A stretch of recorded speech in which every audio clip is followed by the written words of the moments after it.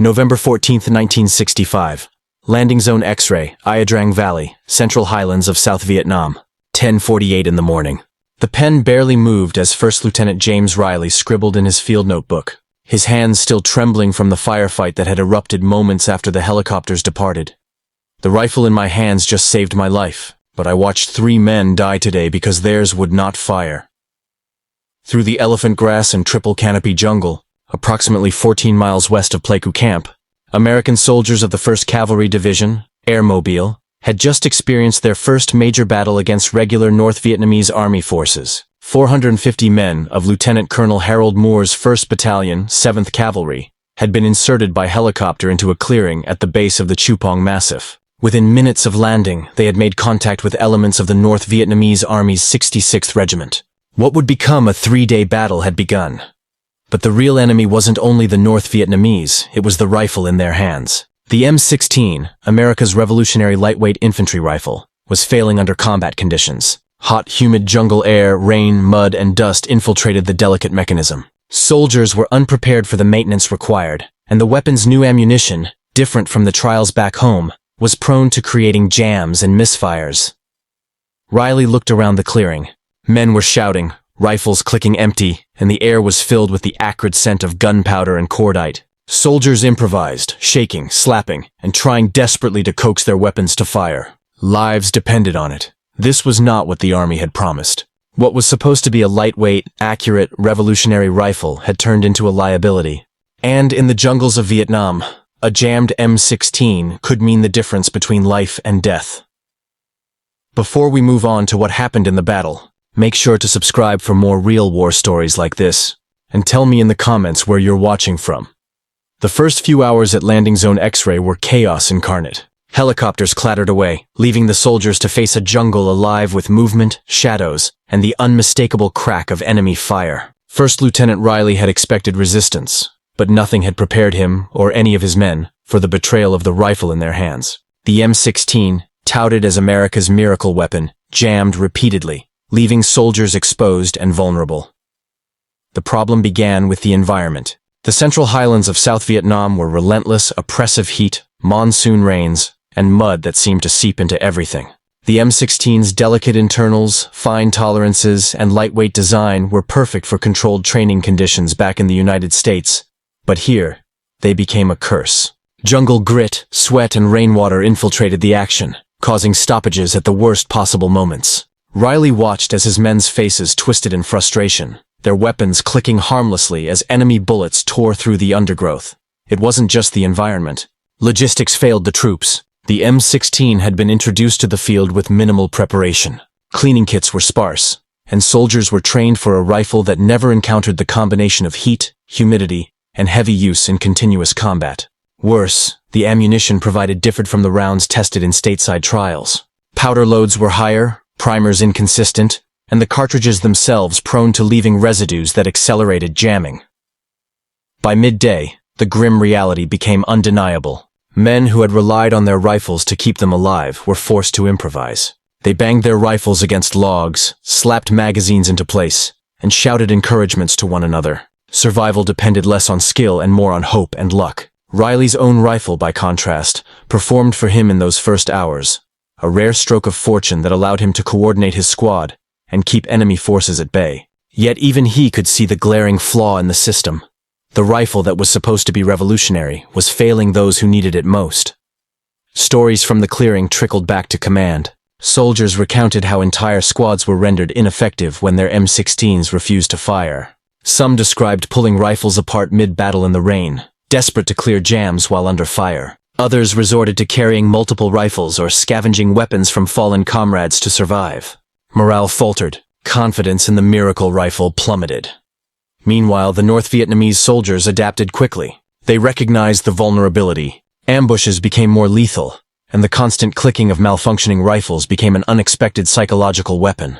The M16, supposed to give Americans an edge, instead created hesitation and fear. By the end of the first day, Riley scribbled again in his notebook, hands shaking more from disbelief than exhaustion. We trained to rely on this weapon, and yet it betrayed us. Every jam, every misfire could have cost a man his life. We survive only because we adapt. because we refused to let this rifle dictate our fate. The first major engagement at X-Ray revealed a stark lesson. Technology alone could not guarantee survival. Even a highly engineered weapon could fail in real conditions, and soldiers had to learn to overcome not just the enemy, but the limitations of their tools. In the heart of the Central Highlands, the M16's failures were painfully, horrifyingly real. Before we move on to what happened during the next wave of attacks, make sure to subscribe for more untold Vietnam War stories, and comment below where you're watching from. The sun rose the next morning over landing zone X-Ray, burning through the thick canopy, illuminating a battlefield littered with spent cartridges, shattered helmets, and the echoes of gunfire from the previous day. First Lieutenant James Riley stood over his squad, surveying the men. They were exhausted, their uniforms soaked with sweat and rain, faces streaked with mud and fear. Yet the worst threat wasn't the jungle or the North Vietnamese. It was the very weapon meant to protect them, the M16. The lightweight miracle rifle designed to give American soldiers the edge had become their greatest liability. The rifle was supposed to allow rapid, accurate fire with minimal recoil, revolutionizing infantry combat. But the Central Highlands of Vietnam demanded more than design manuals and theoretical performance. The combination of heat, humidity, mud, and endless rain exposed every flaw. Bolts froze, chambers fouled, and cartridges misfed with alarming regularity. Entire squads were pinned down, waiting for their rifles to work or improvising survival strategies when they didn't.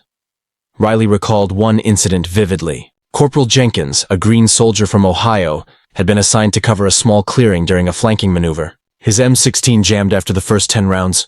The North Vietnamese, sensing opportunity, moved forward.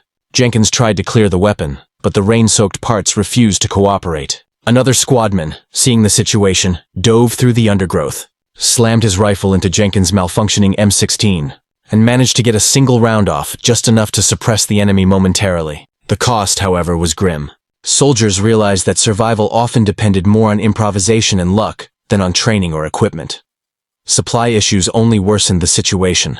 The Army's new ammunition, supposedly optimized for the M16, was inconsistent. Propellant residue built up faster than anticipated, and the chrome-lacking chambers accelerated fouling, causing jams mid-battle. Cleaning kits, if available at all, were inadequate for continuous combat use. Men had to carry multiple rifles or dismantle weapons under fire, a dangerous gamble where any hesitation could mean death. By the second day, the psychological toll was clear. Soldiers grew cautious, sometimes hesitating to engage because they couldn't trust their rifles. The enemy, familiar with the rifle's flaws, exploited every pause, turning even small tactical advantages into deadly traps. Riley wrote in his notebook, "Our weapons are betraying us, and yet we march forward. Every misfire teaches us, every jam sharpens our improvisation, but how long before luck runs out?" Despite the M16's failures, the Americans adapted.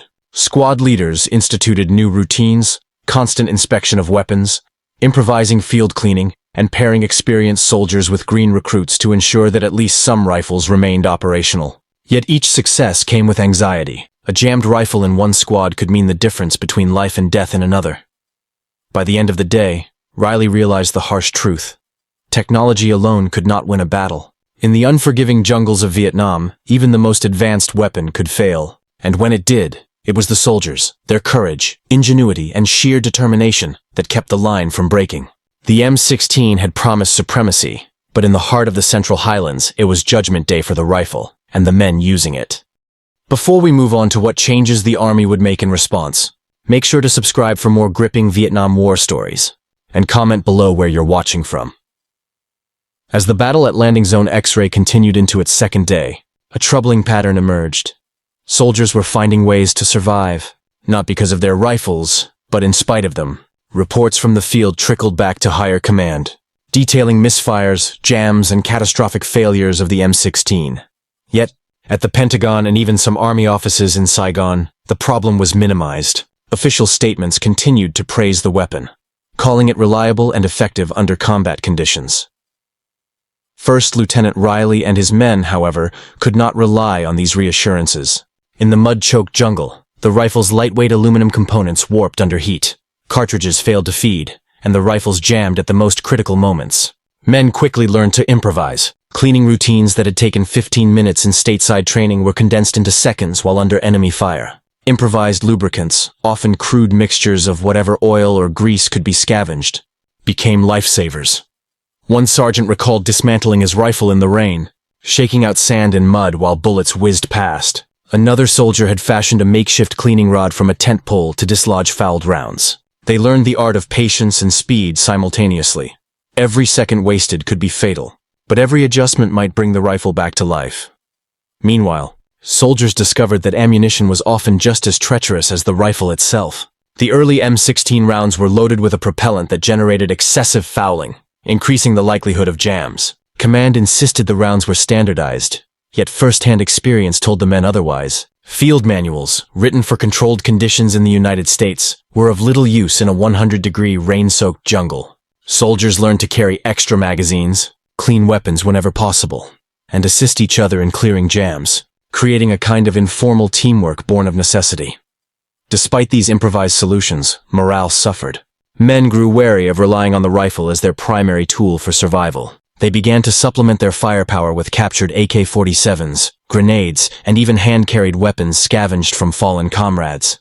The battlefield became a place where ingenuity often mattered more than training or equipment specifications. Yet in these moments of desperation, the character of the soldiers shone. The failures of the M16 forced them to adapt rapidly, to think creatively under extreme stress, and to trust one another implicitly. Riley wrote in his notebook, "We are not defeated by the enemy alone. The rifle tests us every moment, but it is in these tests that we survive, by our wits and our courage, not by trusting a tool that has already failed us once." Field reports continued to pile up, contradicting official statements. By the end of the second day, it was clear.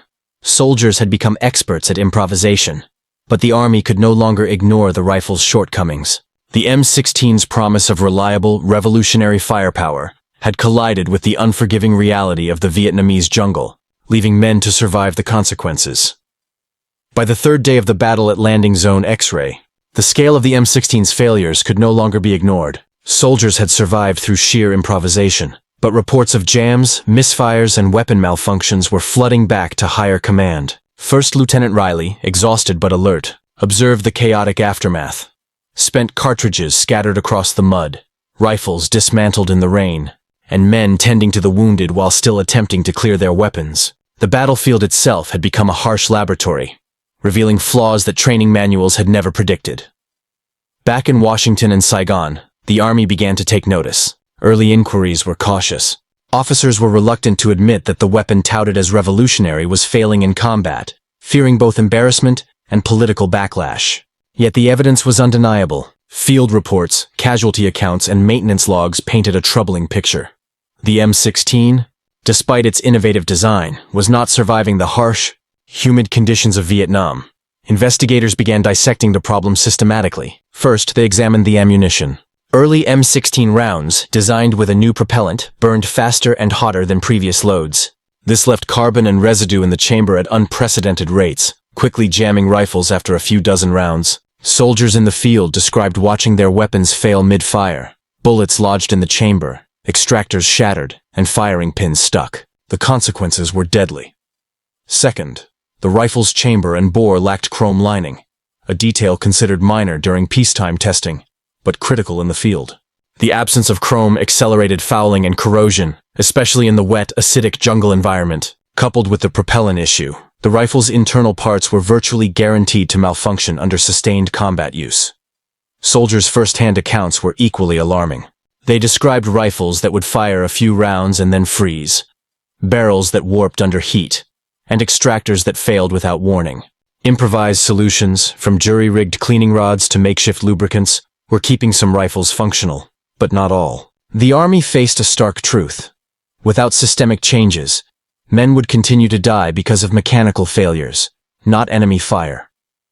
The investigation also revealed failures in training and supply. Troops had received minimal instruction on the M16's maintenance requirements, particularly in extreme conditions. Cleaning kits were often missing, and replacements were slow to arrive in remote jungle outposts. Command had assumed the rifle was self-cleaning, a concept that worked in controlled trials, but failed spectacularly in combat. Some soldiers were forced to improvise on the fly, learning in the middle of firefights how to keep their rifles operational, often risking their lives in the process.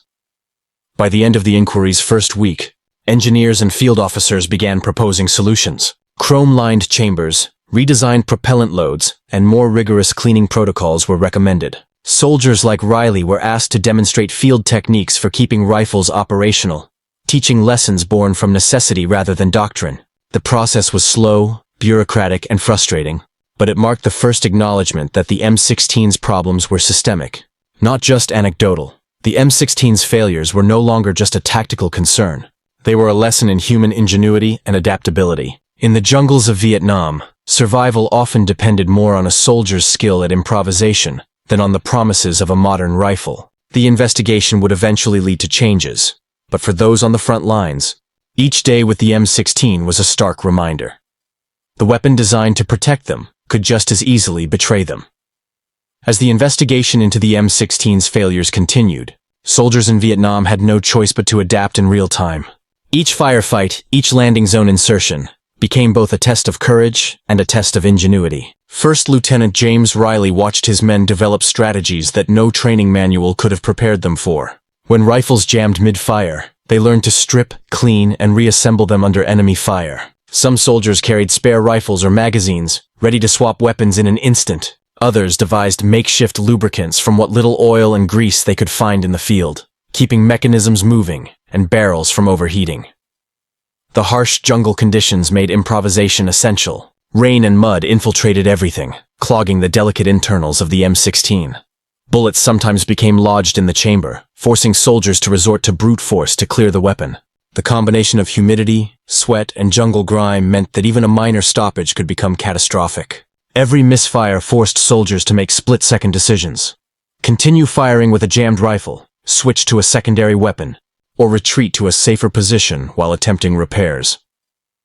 Commanders soon recognized that these improvisations were not just individual acts of survival, they were evolving field tactics.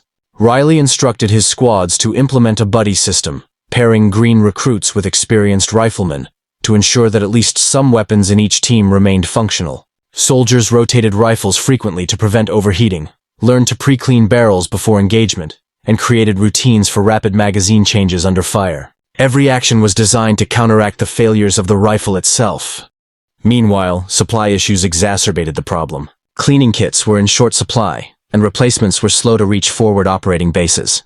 Ammunition inconsistencies, different propellant loads, improperly sealed cartridges added another layer of difficulty. Soldiers adapted by carefully inspecting rounds, discarding defective ones, and sometimes scavenging functioning ammunition from fallen comrades or captured enemy weapons.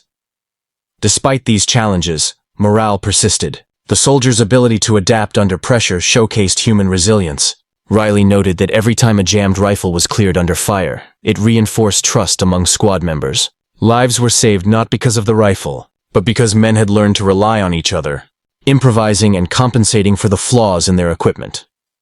Field adaptations also drew the attention of engineers and ordnance specialists. Soldiers like Riley were asked to provide first-hand demonstrations, showing how rifles were being maintained and modified under combat conditions. Their practical experience became invaluable, guiding future modifications such as chrome-lined chambers, redesigned ammunition, and improved cleaning protocols. By the end of the first week, it was clear the M16 had forced a new kind of warfare upon the soldiers. Victory depended not only on firepower and tactics, but on adaptability, ingenuity, and the courage to overcome mechanical failure in the heart of the jungle. Survival was no longer a matter of following orders. It was a matter of innovation under fire. The lessons learned at Landing Zone X-Ray would ripple through the ranks, influencing how soldiers approached weapons, maintenance, and combat strategy for the remainder of the Vietnam War. The M16's failures had created a crucible that tested not just the rifle, but the men who wielded it. The adaptations and improvisations kept soldiers alive, but the human cost of the M16's failures was undeniable. At Landing Zone X-Ray, the jungles of Vietnam were a brutal classroom, teaching lessons that no one back home could fully comprehend. First Lieutenant Riley walked through the aftermath of another engagement, counting casualties and observing the toll on his men. Faces streaked with mud and sweat reflected exhaustion, frustration, and the constant shadow of fear. The rifle, supposed to protect them, had betrayed too many. During one firefight, a squad of rookies had advanced through thick elephant grass, attempting to flank a well-entrenched North Vietnamese position. Half of their rifles jammed within the first few minutes, Men dropped to the ground, struggling to clear weapons as bullets whizzed past. Some managed to improvise and continue firing. Others froze, unable to operate their malfunctioning rifles. By the time the engagement ended, 3 soldiers lay dead, victims not solely of enemy fire, but of the weapon meant to save them. Riley wrote in his notebook, "Every misfire is a reminder of how fragile our survival truly is. Training and courage can only carry a man so far. When the rifle fails, you face the jungle, the enemy, and the cold calculus of chance all at once." The psychological strain was immense. Soldiers developed a hyper-awareness of their rifles, constantly checking, cleaning, and testing them, even in the midst of battle. Anxiety over a potential jam became as dangerous as the enemy itself. Some men reported shaking hands, difficulty focusing, or hesitation in critical moments. Every misfire was a reminder that a single flaw in equipment could turn a firefight into a funeral. Command could no longer ignore the reports. Stories of rifles failing mid-engagement reached the highest levels of the 1st Cavalry Division. While field improvisations kept units operational, the consistent failures highlighted systemic problems. Riley and other officers advocated for rapid field solutions, chrome lining barrels, improving propellant consistency, and revising maintenance protocols. Each recommendation was born, not from theory, but from men who had stared death in the face while holding a weapon that refused to fire. Yet amid the despair, there were moments of heroism. Soldiers saved each other's lives not through superior firepower, but through quick thinking, teamwork, and improvisation. When rifles jammed, men would hand off functioning weapons, cover each other's movements, or pull comrades from exposed positions. The battlefield became a place where human skill and ingenuity outweighed technology, at least until the rifle could be fixed. The human cost extended beyond the battlefield. Letters home carried stories of frustration and fear, while families remained unaware that soldiers were being forced to fight not only an enemy, but a failing weapon. Riley's own letters detailed the harsh lessons learned. Courage and training were not enough without trust in your equipment. Landing Zone X-ray became a crucible. The soldiers who survived learned to operate under constant stress, adapting to equipment failures while maintaining discipline under fire. They were no longer just infantrymen. They were inventors, mechanics, and improvisers, forced to master a weapon that too often betrayed them. By the 4th day at Landing Zone X-ray, a turning point was emerging. Soldiers had learned to survive despite the rifle, but the Army was finally beginning to act on the evidence piling up from the front lines. Reports detailing jams, misfires, and fatal stoppages were impossible to ignore. Engineers, ordnance specialists, and senior officers collaborated to understand the M16's failures in the harsh jungle environment. The lessons learned from improvisation were being translated into systematic solutions, aiming to prevent future tragedies. In the field, First Lieutenant James Riley and his men noticed subtle but significant changes. Maintenance routines were being revised based on their first-hand experience. Soldiers were instructed on proper lubrication techniques adapted for humid conditions, and cleaning kits were standardized and made widely available. Spare rifles were strategically distributed to ensure functional weapons remained within each squad. Even the ammunition underwent scrutiny. Rounds were inspected more rigorously, defective batches discarded, and packaging improved to withstand the oppressive heat and rain. Yet the lessons from combat were as much psychological as technical. Soldiers became hyper-aware of their rifles, not out of distrust, but understanding. They knew that survival depended on a combination of skill, preparation, and vigilance. Squad members constantly supported each other, ensuring no one was left vulnerable due to a jammed weapon. The innovations born of necessity, improvised lubricants, rapid clearing techniques, and buddy systems, were now officially incorporated into field protocol. Amid these adjustments, the men began to regain confidence. No longer entirely at the mercy of a failing rifle, they could focus on tactics, cover, and movement. Their improvisation had become structured, their creativity channeled into practical solutions. Riley observed his squad with a mixture of pride and relief. The soldiers had transformed from individuals struggling against their rifles into a cohesive unit capable of facing the North Vietnamese with renewed effectiveness. However, the fight was far from over. The Central Highlands remained hostile, and enemy forces adapted quickly to the Americans' tactics. Each firefight tested both the new measures and the soldiers' resolve. Yet with every successful engagement, the lessons from past failures reinforced the importance of adaptability, ingenuity, and preparation. The M16's flaws had forced the Army to confront uncomfortable truths. That technology alone could not guarantee victory, that soldiers' survival depended on both equipment and the ability to improvise under extreme stress. And for men like Riley, the experience left a lasting imprint, an understanding that innovation in the field often meant the difference between life and death. Before we move on to the final consequences of these changes, make sure to subscribe for more untold Vietnam War stories, and comment below where you're watching from. The months following the battle at Landing Zone X-Ray became a period of reflection, adjustment, and hard-earned lessons for the U.S. Army. Reports from Vietnam detailed how soldiers had survived not because of the M16, but in spite of it. Every jammed rifle, every malfunction, every misfire had taught men to rely on ingenuity, teamwork, and quick thinking. Yet the high casualty rates among inexperienced troops demonstrated that lessons learned under fire were often paid for in blood. First Lieutenant James Riley continued to lead his men, now seasoned by both combat and the constant failures of their rifles. He observed new recruits, green soldiers fresh from the United States, struggle with the same challenges that had nearly cost him and his squad mates their lives weeks earlier. Riley emphasized training that no manual had provided: how to strip and clean a weapon under stress, how to anticipate malfunctions, and how to work as a team to maintain operational firepower. Meanwhile, the Army implemented broader changes. Chrome-lined chambers were introduced, reducing the rate of fouling and improving reliability in harsh environments. Ammunition specifications were revised to ensure consistent propellant and quality control. Cleaning kits and field maintenance instructions were distributed and enforced, emphasizing preventive care. The lessons from improvised field tactics, buddy systems, spare rifles, and rapid clearing techniques were formalized, becoming standard procedures for all soldiers in combat zones.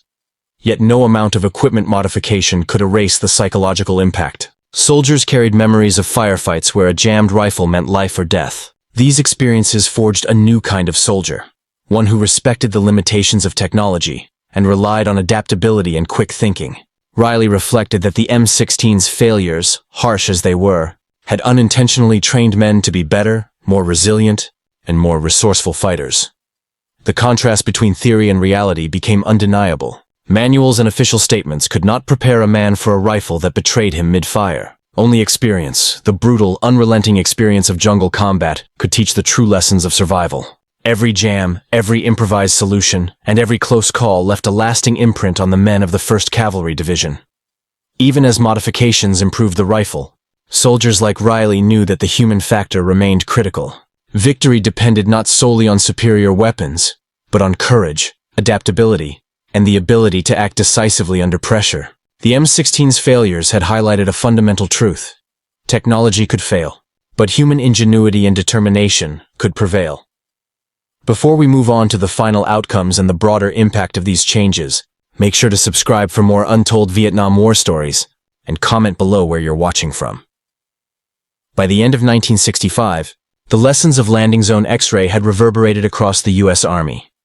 The M16's failures had been costly, claiming lives and forcing soldiers into improvisation on a daily basis. Yet, these experiences sparked reforms that would save countless others. Chrome-lined chambers, improved ammunition, and stricter maintenance protocols became standard. Field techniques born from necessity, rapid clearing of jams, buddy systems, and preemptive rifle inspections were formalized into training for all incoming troops. For soldiers like First Lieutenant Riley, the battle had been both brutal and instructive. The rifle that was supposed to be their most reliable tool had betrayed them, but it also revealed the resilience, adaptability, and ingenuity of the men forced to rely on each other in the jungle. They learned that survival was not guaranteed by technology, but by preparation, teamwork, and the ability to innovate under pressure. The legacy of the M16's early failures extended far beyond the battlefield. It influenced weapon design, field manuals, and army training programs for decades. Soldiers returning from Vietnam shared first-hand accounts, shaping both public perception and military doctrine. The jungle had exposed weaknesses, but it had also forged a generation of soldiers who knew how to survive when their equipment failed. The story of the M16 in Vietnam is a stark reminder. Even the most advanced technology can falter under the realities of war. True survival, true effectiveness, depends on the men behind the weapon, their skill, courage, and determination to adapt when the tools meant to protect them fall short.